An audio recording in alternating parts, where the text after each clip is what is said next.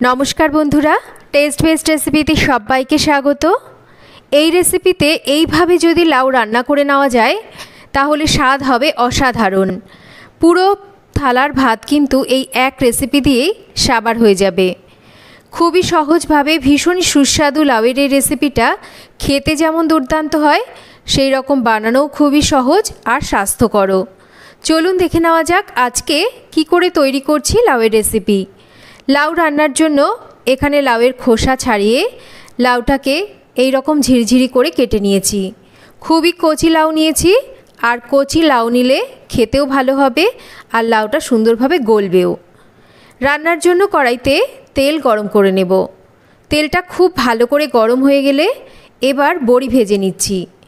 বড়ি ভাজার জন্য তেলটাকে যদি খুব ভালো করে আমরা গরম করে নিই তারপর বড়িগুলোকে ভাজি তাহলে কিন্তু বড়ি খুব তাড়াতাড়ি ভাজা হয়ে যায়, আর বড়ি ভাজতে গেলে তেলও কিন্তু কম টানে।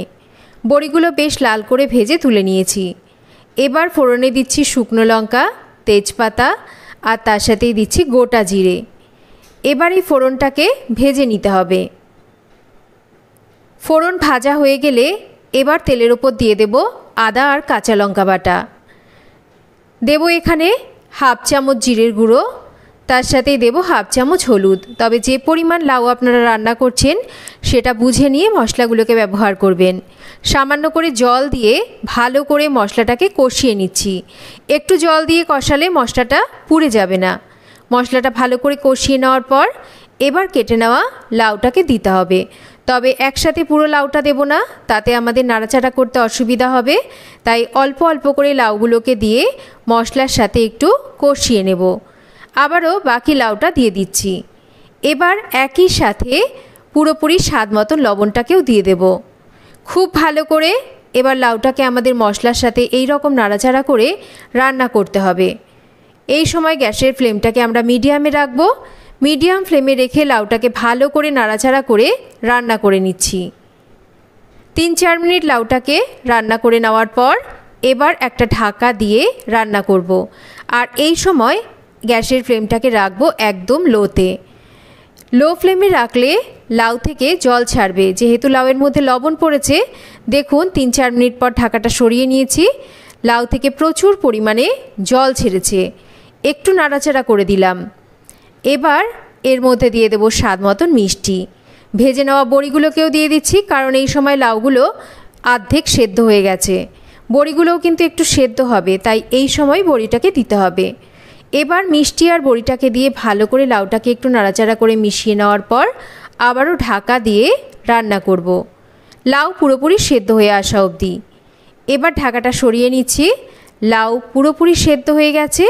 এবার এর মধ্যে দিয়ে দেব আমরা ধনেপাতা। তবে ধনেপাতাটাকে আমি একটু এরকম হাত দিয়ে ছিঁড়ে ছিঁড়ে দিচ্ছি, যেহেতু এটা একদমই কচি আর দেশি ধনেপাতা। আপনারা চাইলে অবশ্যই একটা ছুরি বা কাঁচি দিয়ে ধনেপাতাটাকে কুচি করে দিতে পারেন। আর তার সাথে যেটা না দিলে নয় সেটা হচ্ছে একটু ঘি। খুব ভালোভাবে ধনেপাতা আর ঘিটাকে দিয়ে লাউটাকে একটু নাড়াচাড়া করে রান্না করতে হবে। এই লাউয়ের মধ্যে থাকা যে জলটা আপনারা দেখতে পাচ্ছেন, জলটা যতক্ষণ না ভালোভাবে একটু টেনে যাচ্ছে ততক্ষণ বেশ একটু মিডিয়াম ফ্লেমে রেখে লাউটাকে রান্না করে নিয়েছি। লাউ আমাদের অলমোস্ট রেডি। এবার গ্যাসের ফ্লেম বন্ধ করে দিয়ে একটু ঢাকা দিয়ে রাখলে এই ধনেপাতা আর ঘিয়ের ফ্লেভারটা লাউয়ের মধ্যে সুন্দরভাবে চলে আসবে। আমি 5 মিনিট ঢাকা দিয়ে স্ট্যান্ডিং টাইমে রেখেছিলাম। 5 মিনিট পর এটাকে সার্ভ করে দেব। দেখুন লাউ আমাদের একদম রেডি। গরম ভাত, রুটি, পরোটার সাথে এই লাউয়ের সম্পূর্ণ নিরামিষ রেসিপিটা খেতে কিন্তু দুর্দান্ত স্বাদের হয়। আর দুর্দান্ত স্বাদের হওয়ার সাথে সাথে রেসিপিটা খুব স্বাস্থ্যকর। খুবই কম তেল মশলায় রেসিপিটা তৈরিও করে নেওয়া যায়। খুবই সাধারণ আর ভীষণই সুস্বাদু লাউয়ের এই রেসিপি আপনারা বাড়িতে সহজেই তৈরি করে নিতে পারবেন। তো কেমন লাগলো আজকের এই লাউয়ের সুস্বাদু নিরামিষ রেসিপি একটা কমেন্ট করে জানাবেন। রেসিপি ভালো লাগলে একটা লাইক করবেন, রেসিপি শেয়ার করবেন। আর যদি চ্যানেলটা সাবস্ক্রাইব করা না থাকে তাহলে চ্যানেলটাকে সাবস্ক্রাইব করবেন। সবাই ভালো থাকবেন। আবার ফিরে আসব নতুন কোনো রেসিপি নিয়ে। এতক্ষণ আমার সাথে থাকার জন্য অসংখ্য ধন্যবাদ। আজকের মতো এই পর্যন্তই। সবাই ভালো থাকবেন, সুস্থ থাকবেন।